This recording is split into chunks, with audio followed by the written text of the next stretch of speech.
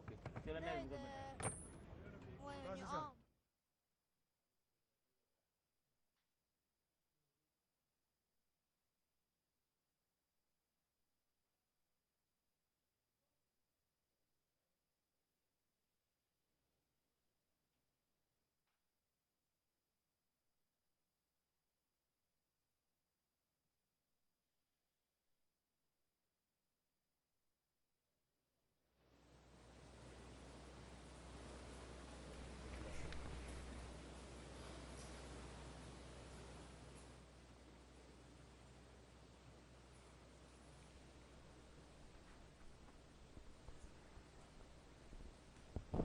السلام عليكم.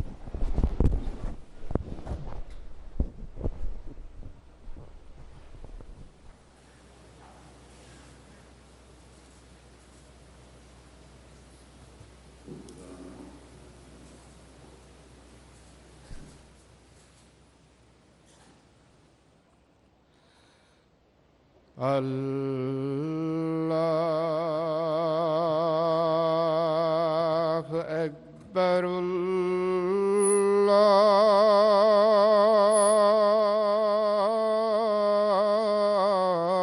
الله أكبر.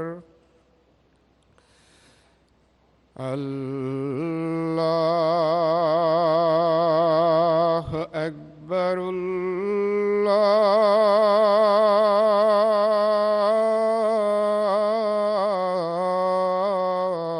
الله أكبر.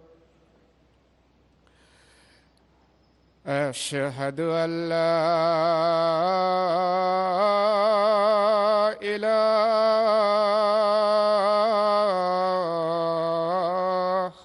إلا الله.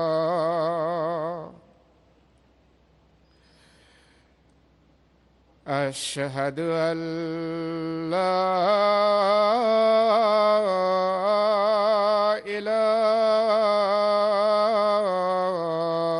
إله إلا الله.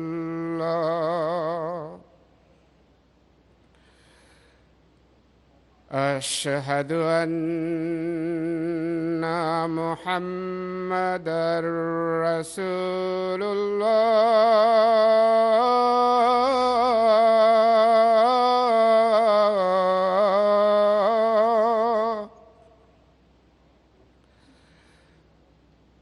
أشهد أن محمدًا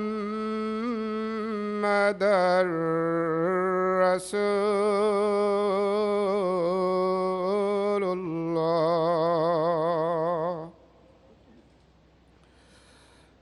حي على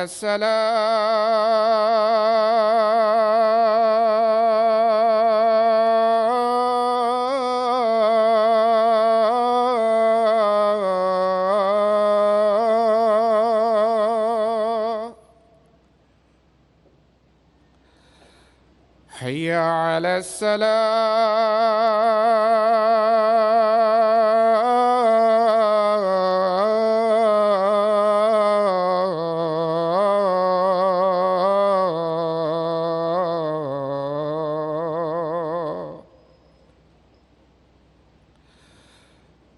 حي على الفلاح.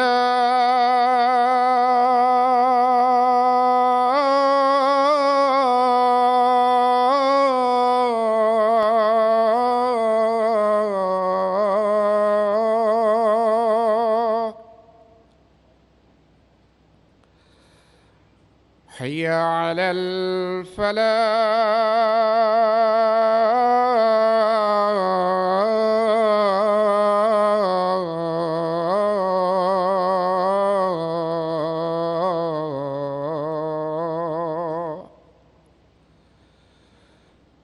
الله أكبر.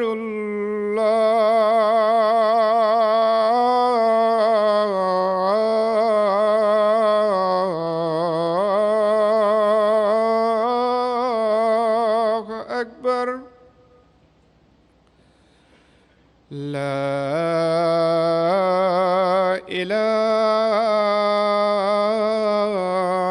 إلا الله.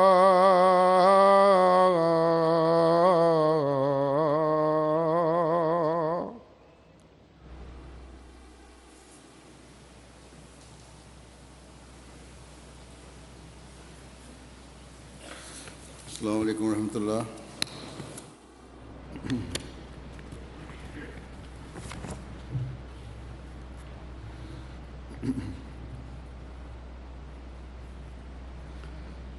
أشهد أن لا إله إلا الله وحده لا شريك له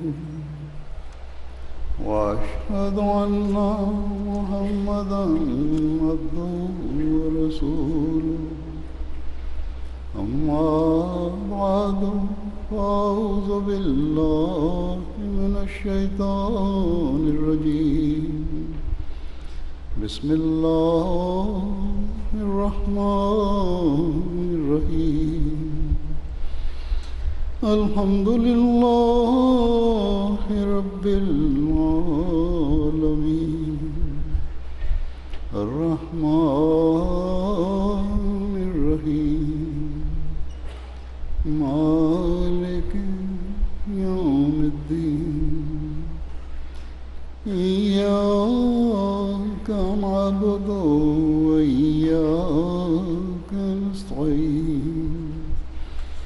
اهدنا الصراط المستقيم صراط الذين أنعمت عليهم غير المغضوب عليهم ولا الضالين.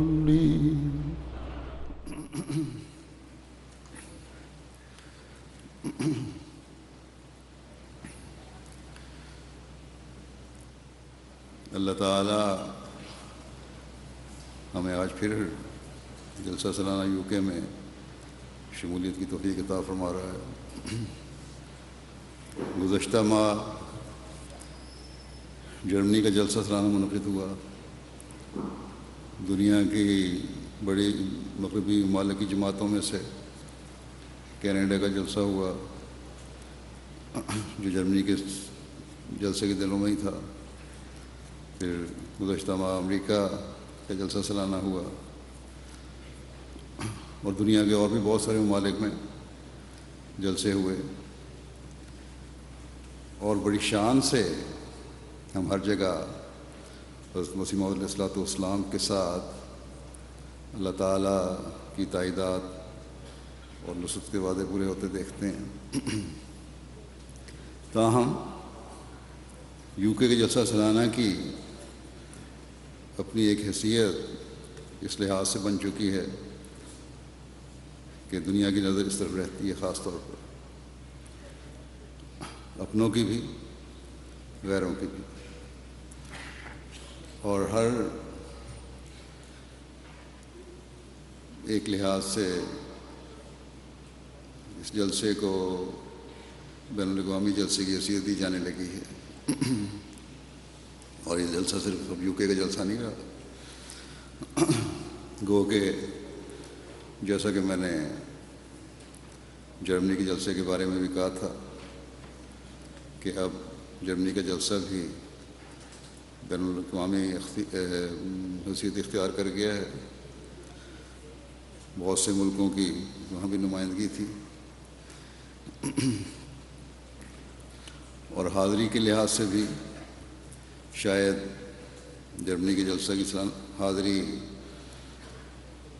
یہاں سے زیادہ ہو، لیکن پھر بھی مرکزی جلسہ یو کے کا ہی ہے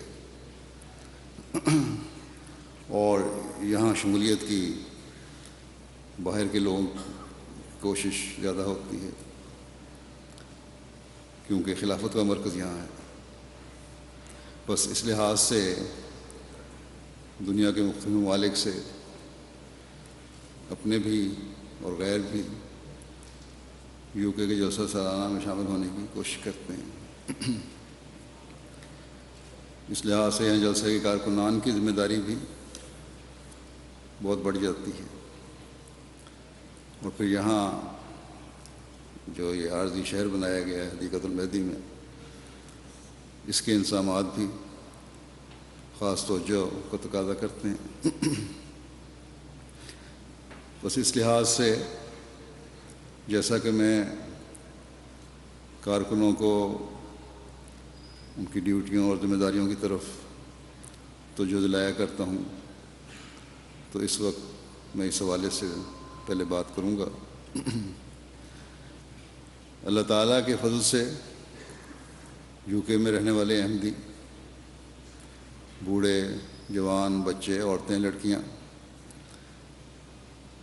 گزشتہ 35 سال سے، جب سے کہ خلافت کا مرکز یہاں منتقل ہوا اور جلسوں کا انعقاد خلیفہ وقت کی موجودگی میں ہوا، جلسے کے انتظامات کر رہے ہیں اور ڈیوٹیاں بڑی خوش دلی سے دے رہے ہیں۔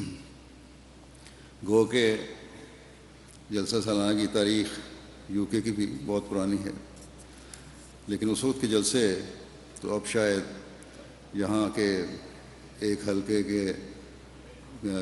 کی ماہانہ میٹنگ سے بھی تعداد کے لحاظ سے کم ہوتے ہوں گے۔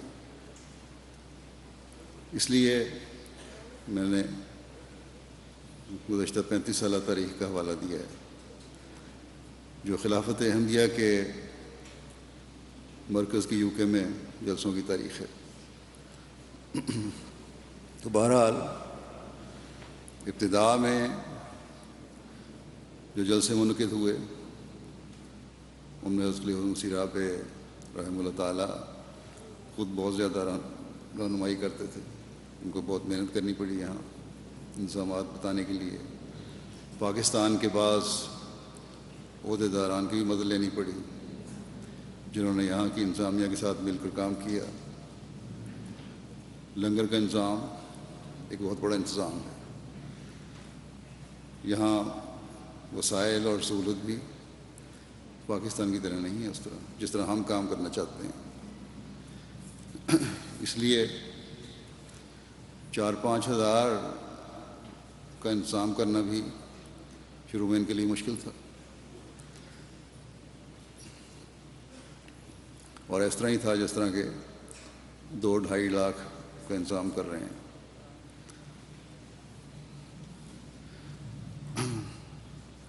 میں خلافت کے یہاں ہجرت کے بعد پہلی دفعہ 1988 کے جلسے میں شامل ہوا تھا، اور اس وقت انتظامیہ کی حالت دیکھ کر اندازہ ہوتا تھا کہ 5-6 ہزار کے لیے انتظام کرنا بھی ان کو کس قدر پریشانی میں ڈال رہا ہے۔ بہرحال آج ہم دیکھتے ہیں کہ انتظامات میں یہاں کے کارکنان شاید روا کے کارکنان کی مدد کی صلاحیت بھی رکھتے ہیں۔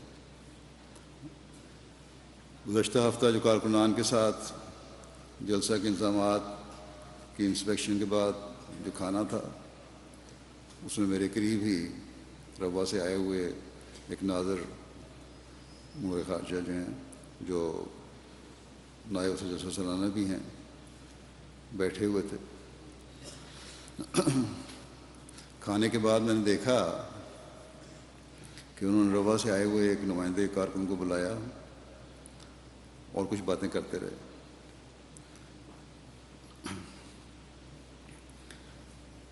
ان سے میں نے پوچھا کہ کیا مسئلہ پیدا ہو گیا ہے۔ کہنے لگے کہ یہ روٹی جو ہم کھا رہے ہیں لنگر کی، یہ بڑی اچھی روٹی ہے کوالٹی میں، اور ہم ربا میں روٹی پکانے کا جو ٹرائل کرتے ہیں وہاں بھی اللہ کے فضل سے مستقل ٹرائل ہوتے ہیں، لنگر خانے عارضی طور پہ 1 دن کے لیے چلائے جاتے ہیں تاکہ مشینوں کو چالو رکھیں اور کام کی عادت بھی رہے، ڈیوٹیوں کی عادت بھی رہے۔ تو بہرحال کہتے ہیں کہ وہاں ہماری جو روٹی ہے وہ اس معیار کی نہیں ہوتی۔ تو کہنے لگے میں اس کارکن کو کہہ رہا تھا کہ یہاں کے روٹی پلانٹ والوں سے اس روٹی کے معیار اور کا پتہ کریں کس طرح بناتے ہیں، آٹے اور پانی کی نسبت کیا ہے، یہ بڑا کاؤنٹ کرتی ہے آٹے اور پانی کی نسبت، ان سے نسخہ پوچھو۔ تو اللہ تعالیٰ کے فضل سے اب ہمارے یہاں کام کرنے والے اپنے تجربات کے بعد اتنے ماہر ہو گئے ہیں کہ ان کی روٹی ربا کے افسران کو بھی پسند آنے لگ گئی ہے۔ اس دفعہ روٹی پلانٹ میں کام کرنے والے نوجوان انجینئرز نے آٹا گندائی کی مشین میں بھی بعض امپروومنٹس کی ہیں، جس سے آٹا نکالنے میں مزید آسانی پیدا ہوئی ہے۔ روٹی پلانٹ کے انچارج اور یہ انجینئر نوجوان ہیں، وقف نو بھی ہیں، جو اس پر کام کر رہے ہیں، اور ان کی ٹیم کے افراد بھی، وہ اس کوشش میں اب ہیں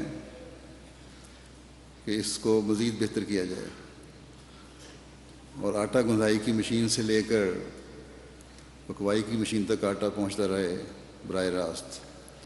اور اس وقت جو کارکنوں کو بالٹیوں کے ذریعے آٹا پہنچانا پڑتا ہے، وہ جو واسطہ ہے وہ ختم ہو جائے۔ اس کا مطلب یہ نہیں کہ ہم اس آٹومیشن کی وجہ سے کارکنوں کو خدمت سے محروم کر دیں گے۔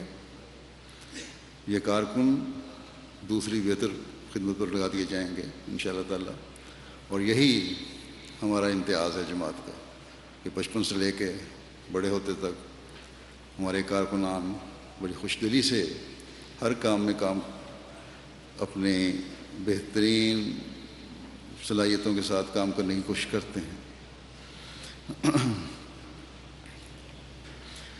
تو بہرحال میرے بیان کرنے کا مقصد یہ ہے کہ کہاں تو وہ وقت تھا کہ 4-5 ہزار کھانا کھلانا انسامیہ کے لیے ایک چیلنج ہوتا تھا، اور 90% روٹی بازار سے خریدی جاتی تھی۔ ایک چھوٹا سا سیکنڈ ہینڈ روٹی پلانٹ لیا گیا تھا جو تھوڑی تھوڑی دیر بعد خراب بھی ہوتا رہتا تھا۔ انجینئر مستقل اس کے اوپر بیٹھے رہتے تھے، اور اس میں پرانے انجینئرز ہمارے بزرگ ہیں، وہ کافی کام کرتے رہے، اور وہ پلانٹ صرف چند ہزار روٹی پکاتا تھا، اور وہ بھی گول نہیں ہوتی تھی، اسی طرح پیٹا بریڈ کی طرح ہوتی تھی۔ اور کہاں اب اللہ تعالیٰ کے فضل سے 35-40 ہزار افراد کے لیے روٹی خود پکاتے ہیں، لاکھوں کی تعداد میں روٹی پکتی ہے، اور اس کوالٹی میں ہے جو میں نے چیک بھی کی، لوگوں کو بھی پسند آئی، اور وقتاً فوقتاً میں اس روٹی کو چیک کرتا بھی رہتا ہوں۔ وہ بہت بہتر ہے جو پہلے روٹی پکتی تھی اس سے۔ اللہ تعالیٰ ان نوجوانوں کو جو یہ کام کر رہے ہیں مزید ان کے ہنر میں بھی اضافہ کرے، اور ان کو عقل بھی دے، اور اس میں بڑھاتا چلا جائے کہ جلسے کے مہمانوں کی پہلے سے بڑھ کر خدمت کرنے والے ہوں۔ اسی طرح لنگر خانے میں جو کھانا پکانے کی ٹیمیں ہیں، وہ اپنے اپنے انچارج صاحبان کے ساتھ بڑی محنت اور لگن سے کام کر رہی ہیں۔ کھانے کا معیار جو ہے وہ بھی بہت بہتر ہے، اللہ کرے کہ ان 3 دنوں میں بھی یہ بہتر رہے۔ پھر لنگر خانے کے حوالے سے دیگیں دھونے کا شعبہ ہے، یہ بھی ایک بہت بڑا کام ہے۔ ان کو چند سال پہلے جرمنی سے ہمارے احمدی انجینئرز کی بنائی ہوئی دیگیں دھونے کی مشین منگوا کر دی گئی تھی، جو جرمنی والوں تو ان کو بڑا پسند کرتے ہیں، بڑی کامیاب ہے وہاں، اور بڑے قائل ہیں اس کے کہ بڑی جلدی یہ مشین دیگ دھو کر خود ہی باہر نکال دیتی ہے۔ یہاں ہمارے اس شعبہ نے 2-3 سال تک تو اس مشین کو استعمال کیا ہے، اور اس کے ساتھ ہاتھ دھونے کی ہاتھ سے بھی مشین دیگیں دھوتے رہے، یہ جاری رہا کام۔ میرے کہنے پر کہ اس مشین کو ضرور استعمال کرنا ہے، انہوں نے کیا، لیکن گزشتہ سال سے انہوں نے بڑی منت سے یہ کہنا شروع کیا کہ ہمیں ہاتھ سے ہی دھونے دیں، کہ ہم کم وقت میں یہ دیگیں دھو لیتے ہیں، بلکہ 1/3 وقت میں دھو لیتے ہیں، یعنی جتنی دیر میں مشین ایک دیگ دھوتی ہے، ہم 3 دیگیں دھو لیتے ہیں، اور دھوتے بھی اس سے صاف زیادہ ہے اور بہتر ہے۔ میں نے ان کے انچارج کو کہا تھا مذاکر اس دن کہ لگتا ہے کہ آپ نے اس شعبے میں کچھ جن رکھے ہوئے ہیں جو اتنی صفائی کر جاتے ہیں، کیونکہ جرمنی والے ابھی تک اس بات کو ماننے کو تیار نہیں کہ اتنے کم وقت میں کوئی دیگ دھو سکتا ہے۔ بہرحال اس شعبے میں بڑی محنت کام یہ لوگ کر رہے ہیں، اور صرف محنت نہیں کر رہے بلکہ یہ بڑی ایک تو ہے کہ محنت کرنا، وقت لگا دینا، یہ مشقت کا کام بھی ہے۔ پاکستان میں ایک قادیان میں تو یہ کام مزدوروں سے مزدوری دے کر کروایا جاتا تھا، لیکن یہاں بڑے اخلاص اور جذبے سے کارکن یہ کام کرتے ہیں۔ پھر کھانا کھلانے کا شعبہ ہے، اس میں بھی اس دفعہ انہوں نے بہتری کی کوشش کی ہے، جگہ بھی یہاں مارکیاں بڑی کی ہیں تاکہ مہمانوں کو آرام سے اور کم وقت میں کھانا کھلایا جا سکے۔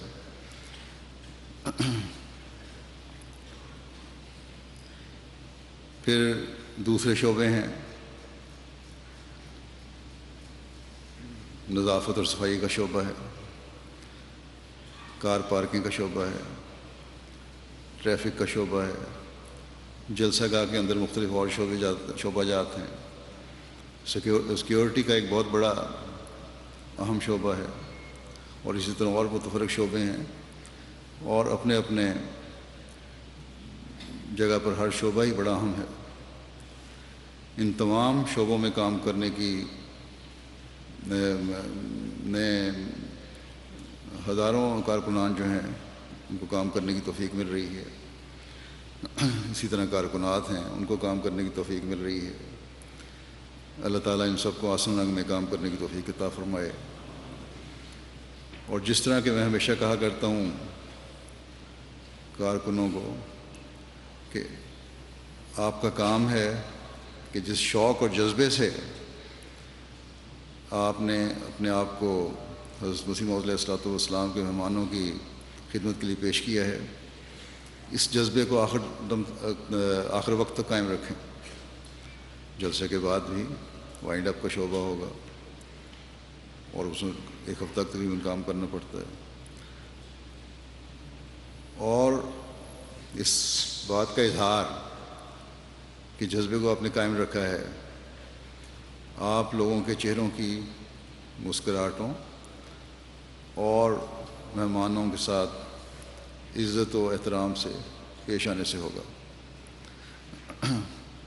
بس کارکنان اور کارکنات جو اس جلسے کے مہمانوں کی خدمت پر مختلف جگہوں پر کام کر رہے ہیں، اس بات کو ہمیشہ ان کو یاد رکھنا چاہیے کہ وہ اس جلسے میں دوہرا ثواب کما رہے ہیں اور برکات سے فیض یاب ہو رہے ہیں، ایک جلسہ سالانہ میں شامل ہو کر، اور دوسرے اور اس کی جلسہ سالانہ کی جو برکات ہیں اس سے فیض پا کر، اور دوسرے حضرت مسیح موعود علیہ الصلوۃ والسلام کے مہمانوں کی خدمت کر کے ان برکات کو حاصل کر رہے ہیں۔ مہمان نوازی اللہ تعالیٰ کو بھی پسند ہے، اتنی پسند ہے کہ اس کا ذکر حضرت ابراہیم علیہ السلام کے حوالے سے قرآن کریم میں بھی 2 مرتبہ فرمایا اللہ تعالیٰ نے۔ اگر مہمانوں کو کھانا پیش کرنا کوئی معمولی بات ہوتی تو مہمانوں کے آنے کے ذکر پر ہر دفعہ ان کو کھانا پیش کرنے کا ذکر نہ ہوتا، اور پھر یہ کہ سلام دعا کے بعد جو پہلا کام کیا وہ فوری طور پر بھنا ہوا بچڑا پیش کر دیا۔ اللہ تعالیٰ فرماتا ہے کہ فما لبث ان جاء بعجل حنیذ،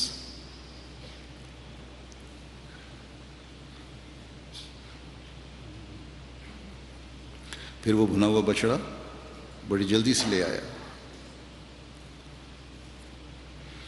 اس زمانے میں جو خاطر ہو سکتی تھی وہ کی، اور اپنے جانور ذبح کر کے انہیں مہمانوں کے سامنے پیش کرنا بھی بہت بڑی خاطر تھی، اور وہاں فوری طور پر مہیا بھی ہو سکتی تھی۔ جو مہمان نوازی کا اصول طریق تھا، اس کا جو اعلیٰ معیار تھا وہ دکھایا گیا۔ آج کل کے حالات کے مطابق جو مہمان نوازی ہے وہ ہمیں کرنی چاہیے۔ یہاں مہمان کی خاطر داری ایسی کرنی چاہیے، یہ ضروری نہیں کہ ضرور محنت سے کی جائے اور بڑی محنت سے بچھڑے تلاش کیے جائیں، بلکہ جو آسانی سے اور جلد مہیا ہو سکے، ان کو آسانی سے اور جلد مہیا بھی ہو سکتا تھا اور اعلیٰ مہمان نوازی بھی تھی، وہ کرنا چاہیے ہمیں۔ حضرت صلی اللہ علیہ وسلم کا اسوہ حسنہ اس بارے میں ہمارے سامنے ہے۔ اگر کھجوریں میسر ہیں تو وہ پیش کر دیں، اگر گوشت یا کوئی اور اچھا کھانا ہے تو وہ پیش کر دیا، اگر بکری کا دودھ ہے تو وہ پیش کر دیا، اگر اپنے پاس کچھ نہیں ہے تو صحابہ کو فرمایا کہ اس مہمان کو اپنے گھر لے جاؤ اور ان کی مہمان نوازی کرو۔ حضرت صلی اللہ علیہ وسلم نے اللہ تعالیٰ اور یوم آخرت پر ایمان لانے والوں کو جن 3 باتوں کے کرنے کا فرمایا ہے، وہ سب ایسی ہیں جو ایک دوسرے کے حقوق سے تعلق رکھتی ہیں، معاشرے کو پرامن بنانے سے تعلق رکھتی ہیں۔ پہلی بات یہ کہ اچھی بات کرو یا خاموش رہو، فضول قسم کی باتیں کر کے بدعنوانی پیدا نہ کرو، آپس میں رنجشیں پیدا نہ کرو۔ ایک مومن لغو اور بیہودہ باتیں نہیں کرتا۔ دوسرے یہ کہ اپنے پڑوسی کی عزت کرو، کہ پڑوسی کا بہت بڑا حق ہوتا ہے کہ اس کی عزت کی جائے اور اس کا خیال رکھا جائے۔ یہاں جو جلسے میں شامل ہونے والے ہیں سب ایک دوسرے کے پڑوسی بھی ہیں، آنے والے مہمان بھی، کام کرنے والے بھی، اور مہمانوں کے لیے جو کارکنان کام کرنے وہ بھی۔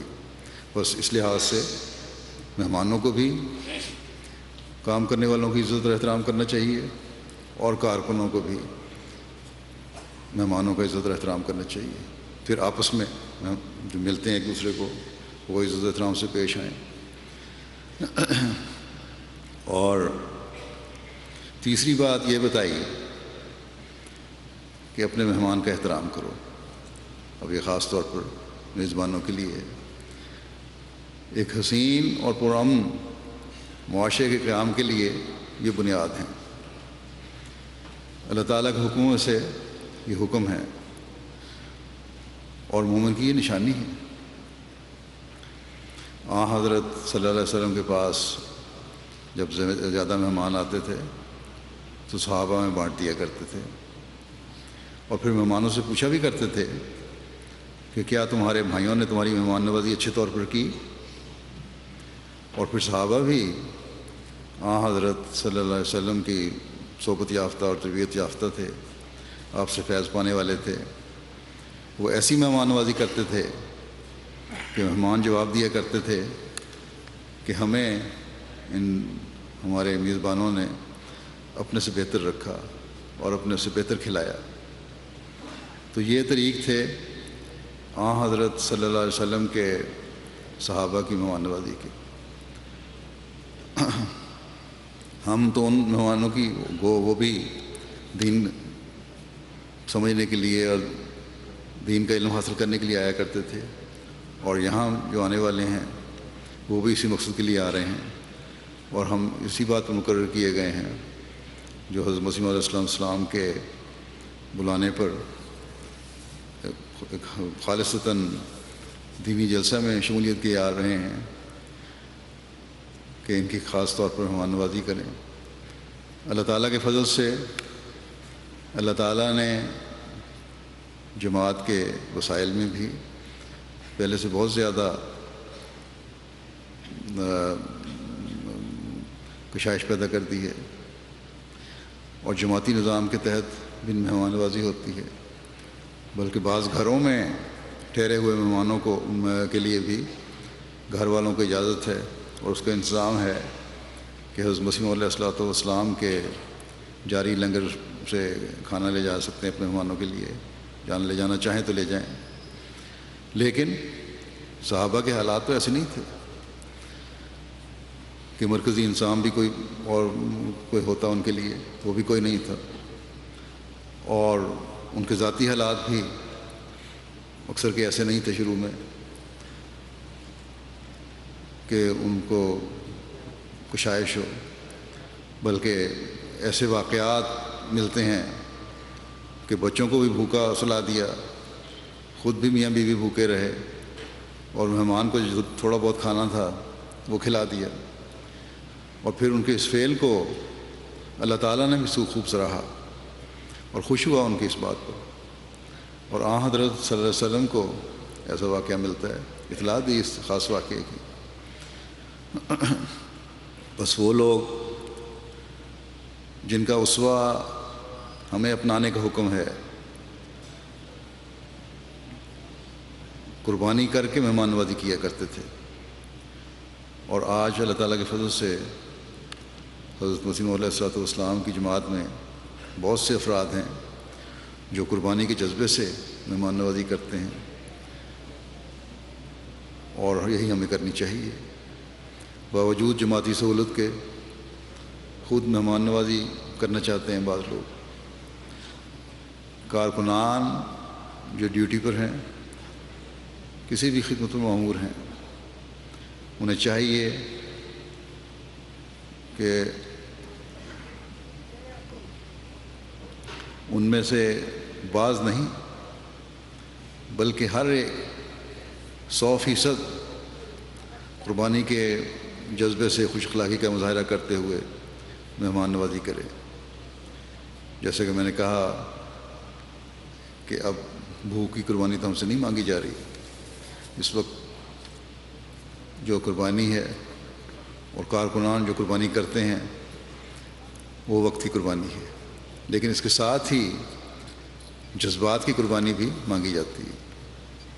بعض دفعہ مہمان نامناسب رویہ دکھا دیتے ہیں، تو اس حالت میں جذبات کی قربانی کرنی پڑتی ہے، صبر کرنا پڑتا ہے، خاموش ہونا پڑتا ہے. اس لیے خاموش ہونا پڑتا ہے کہ ہمیں مہمانوں پر حسن ظنی ہے کہ یہ لوگ نیک نیتی سے دینی اور روحانی پیاس بجھانے کے لیے آئے ہیں. شاید کسی غلط فہمی کی وجہ سے انہوں نے زیادتی کا رویہ دکھایا ہو، اس لیے ہم معذرت کر کے، چاہے اپنی غلطی نہ بھی ہو، ان کا کام کر دیتے ہیں. اور یہ اعلیٰ اخلاق ہیں مہمانوں کے لیے جو اس زمانے میں جو ہمیں مہمانوں کے لیے دکھانے چاہیے، جو اس زمانے میں حضرت مسیح موعود علیہ الصلوۃ والسلام ہم سے چاہتے ہیں. حضرت مسیح موعود علیہ السلام کے اپنے ایسے بہت سے واقعات ہیں جن سے آپ کی مہمانوں کی دلداری اور مہمان نوازی کے اعلیٰ معیار قائم کیے ہوئے نظر آتے ہیں. ایک دفعہ جب دور دراز کے ایک علاقے سے آئے ہوئے مہمان لنگر خانے کے کارکنوں کی انکار کی وجہ سے کہ ہم اپنا سامان نہیں اتاریں گے، ناراض ہو کر واپس چلے گئے. اور حضرت مسیح موعود علیہ الصلوۃ والسلام کو جب اس بات کا پتہ چلا تو بیان کیا جاتا ہے کہ آپ ایسی حالت میں کہ جوتا پہننا بھی مشکل تھا، جیسے کسی بہت ہی ہنگامی صورتحال پیدا ہو گئی ہو، جلدی جلدی ان کے پیچھے چلے گئے پیدل. وہ لوگ ٹانگے پہ جا رہے تھے. بہرحال ان لوگوں نے جب دیکھا کہ حضرت مسیح علیہ الصلوۃ والسلام تشریف لا رہے ہیں، ان کو آتے دیکھا تو ٹانگا کھڑا کر دیا اور ٹانگے سے اترے. حضرت مسیح علیہ السلام نے ان سے معذرت کی اور واپس چلنے کو کہا اور واپس موڑا ان کا ٹانگا، اور انہیں کہا کہ آپ ٹانگے پر بیٹھ جائیں اور میں آپ کے ساتھ ساتھ پیدل چلتا ہوں. بہرحال مہمان بھی شرمندہ ہوئے اور ٹانگے پر نہ بیٹھے بلکہ پیدل ہی چلتے رہے. آخر جب لوگ واپس لنگر خانے آئے تو حضرت مسیح علیہ السلام نے خود ان کا سامان اتارنا شروع کیا، اس کے لیے ہاتھ بڑھایا. اس پر خدام جو پہلے ہی شرمندہ ہو رہے تھے وہ فوری طور پر آگے بڑھے اور ان مہمانوں کا سامان اتارا. حضرت مسیح علیہ السلام اس وقت تک وہاں موجود رہے جب تک کہ ان کی رہائش اور کھانے کا تسلی بخش انتظام نہیں ہو گیا. آپ نے اپنے کارکنوں کو فرمایا کہ دیکھو بہت سے مہمان آئے ہوتے ہیں. ایک موقع پر آپ نے فرمایا بعض کو تم پہچانتے ہو بعض کو نہیں، اس لیے مناسب یہ ہے کہ سب کو واجب الاحترام جان کر ان کی تواضع اور خدمت کرو. فرمایا تم پر میرا حسن ظن ہے کہ مہمان کو آرام دیتے ہو، بس یہ حسن ظن ہم نے آج بھی قائم رکھنا ہے. اس کے بعد میں مہمانوں کو بھی کچھ کہنا چاہتا ہوں. ایک تو پہلے میں نے بات کی کہ ایک دوسرے کا خیال رکھنا جس بات کا سب کا فرض ہے، مہمانوں کا بھی میزبانوں کا بھی. جہاں اسلام ہمیں مہمانوں کی عزت اور تکریم کا حکم دیتا ہے تو ساتھ ہی مہمانوں کو بھی حکم دیتا ہے کہ تم زیادہ بوجھ میزبان پر نہ بنو. حضرت صلی اللہ علیہ وسلم نے فرمایا کہ زیادہ لمبا کسی بھی یہاں مہمان ٹھہرنا جو ہے، گھر والے پر بوجھ بننا جو ہے، وہ اسی طرح ہے جیسا تم صدقہ لے رہے ہو. ہر ایک کے حالات ایسے نہیں ہوتے کہ شروع سے آخر تک ایک جیسی مہمان نوازی کر سکے. تو مہمان کو بھی حکم ہے کہ تم بھی گھر والوں کا خیال رکھو. اگر زیادہ قیام ہے تو پھر اس طرح رہو جس طرح گھر والا رہتا ہے، اور گھر والوں کی کام کاج میں کوئی مدد کی ضرورت پڑے تو وہ بھی کر دینی چاہیے. ان ملکوں میں تو خاص طور پر عموماً تو لوگ کرتے ہیں، اور یہی ایک خوبصورت معاشرے کے لیے ضروری ہے جہاں یہ احساس پیدا ہو جائے کہ دوسرا شخص ہم پر بوجھ ہے، وہاں خلوص اور محبت میں کمی آ جاتی ہے. اور جب اس میں کمی آ جائے تو پھر حالات پرسکون نہیں رہتے. بس مہمان کو بھی یاد رکھنا چاہیے کہ مہمان کا بھی یہ فرض ہے کہ اپنے ذمہ جو فرائض ہیں ان کو ادا کرے. اگر مہمان کا حق ہے کہ مہمان نوازی کی جائے تو میزبان کا بھی حق ہے کہ مہمان پھر اس کو بھی کچھ اس کا حق ادا کرے اور اس کو بوجھ نہ بنے اس پر.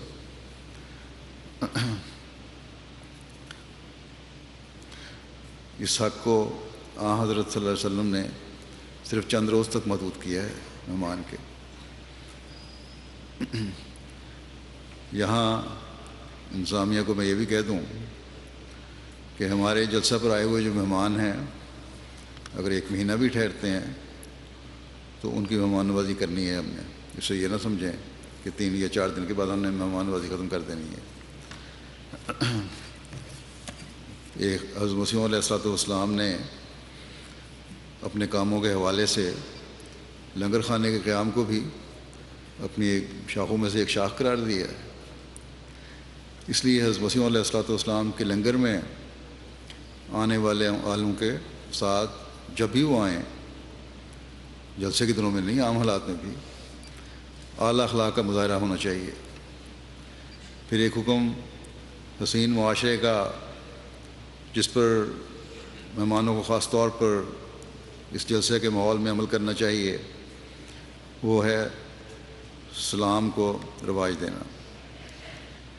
حضرت صلی اللہ علیہ وسلم نے جنت میں جانے والوں کی ایک خصوصیت یہ بھی بتائی تھی کہ وہ سلام کو رواج دینے والے ہیں. پھر آپ نے فرمایا کہ جسے تم جانتے ہو یا نہیں جانتے تم ان کو سلام کرو. اور حضرت مسیح علیہ الصلوۃ والسلام نے بھی جلسے کے مقاصد میں سے ایک مقصد یہ بیان فرمایا تھا کہ تاکہ لوگ جمع ہوں اور اس طرح جمع ہونے سے محبت کا رشتہ اور تعارف کا رشتہ آپس میں بڑھے. پس سلام اس محبت اور تعارف کے ذریعے کو بڑھانے کا ایک بہترین ذریعہ ہے. بھائی چارے اور تعارف کو بڑھانے کا، اور یہ ایک بہترین ذریعہ ہے. اور اس کا ایک یہ بھی فائدہ ہے کہ جن کی آپس کی رنجشیں ہیں کسی بھی وجہ سے وہ بھی دور ہوں گی. پھر یہاں جو لوگ آئے ہیں وہ خالصتاً للہ آئے ہیں، اور اسی سوچ کے ساتھ آنا چاہیے. ایک الہی مقصد ہے ان کا آنے کا، دینی اور علمی اور روحانی پیاس کو بجھانے کے لیے آئے ہیں یا اس کے حصول کے لیے آئے ہیں. اور یہ مقصد جیسا کہ میں نے کہا یہی ہونا چاہیے. تو پھر آپس کے تعلقات کو بھی ہر ایک کو بہتر کرنا چاہیے اور رنجشوں اور نفرتوں کو دور کرنے کی بھرپور کوشش کرنی چاہیے. پھر حضرت مسیح موعود علیہ الصلوۃ والسلام نے فرمایا کہ جلسے میں آ کر اس مقصد کو پورا کرنے کی بھی کوشش ہونی چاہیے کہ دنیا کی محبت ٹھنڈی ہو اور اپنے مولا کریم اور رسول مقبول صلی اللہ علیہ وسلم کی محبت دل پر غالب آ جائے.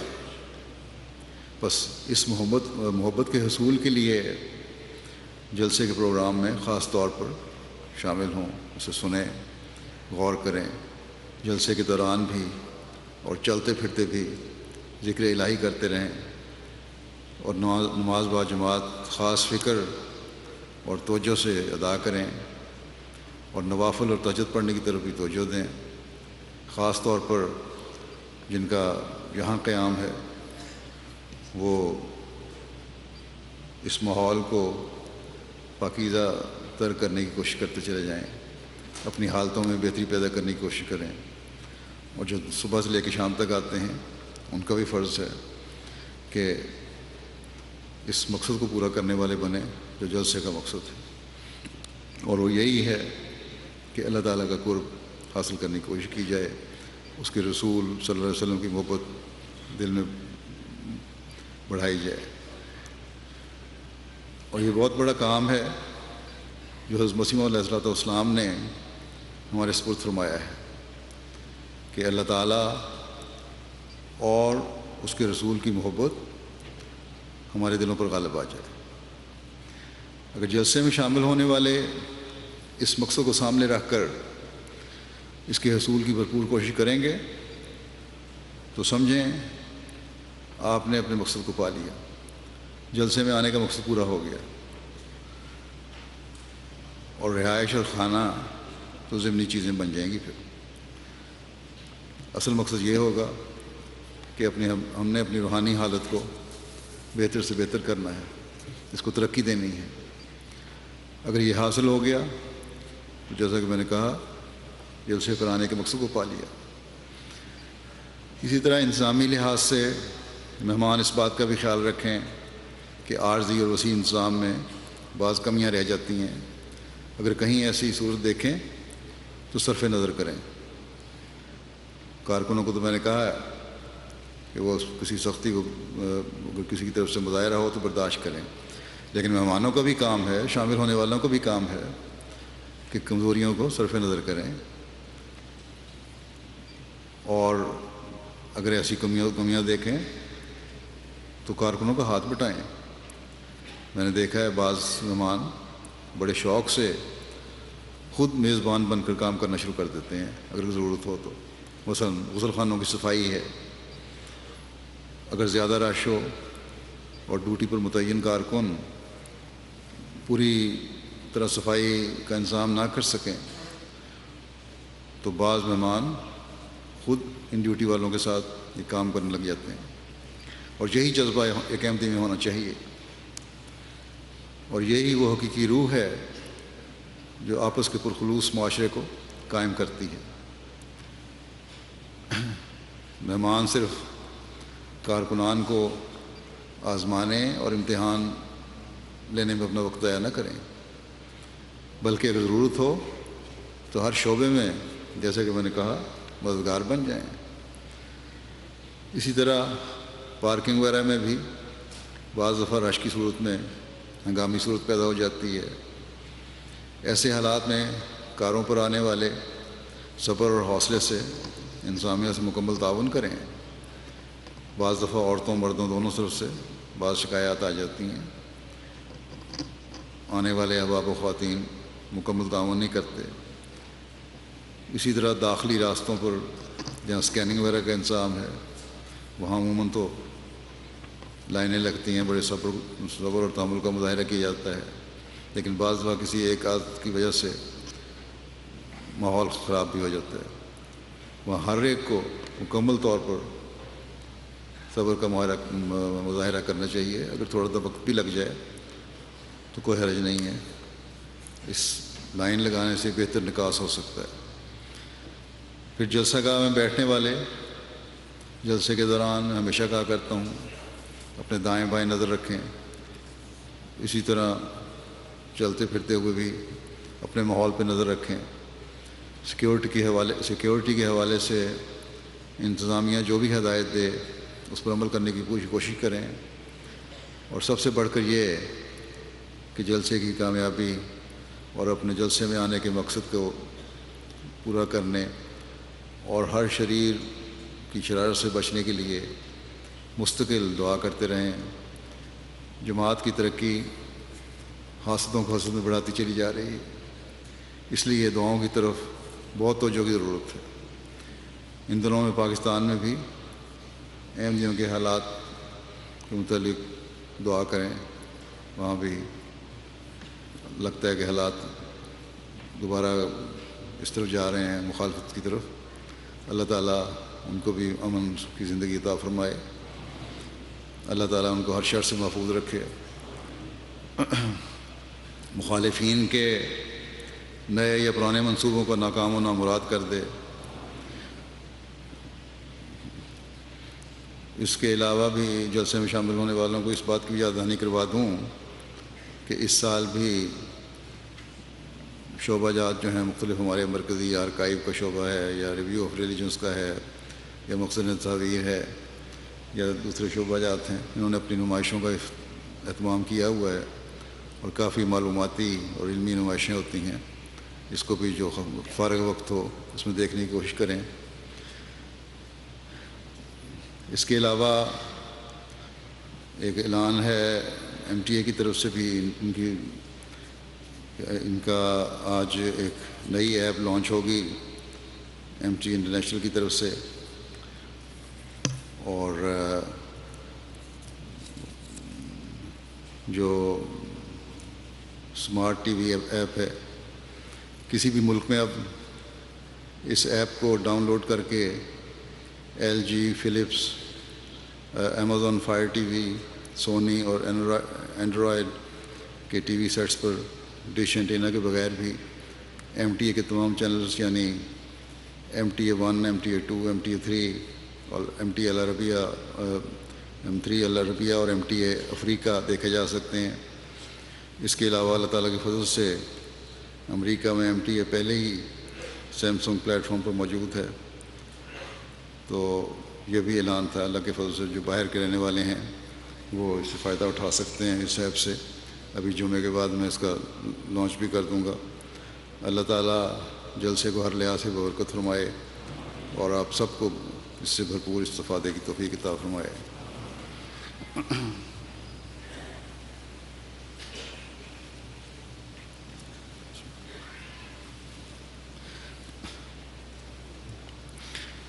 الحمد لله نحمده ونستعينه ونستغفره ونؤمن به ونتوكل عليه ونعوذ بالله من شرور أنفسنا ومن سيئات أعمالنا من يهده الله فلا مضل له ومن يضلل فلا هادي له ونشهد أن لا إله إلا الله ونشهد أن محمدا عبده ورسوله عباد الله رحمكم الله إن الله يأمر بالعدل والإحسان وإيتاء ذي القربى وينهى عن الفحشاء والمنكر والبغي يعظكم لعلكم تذكرون اذكروا الله يذكركم وادعوه يستجب لكم ولذكر الله أكبر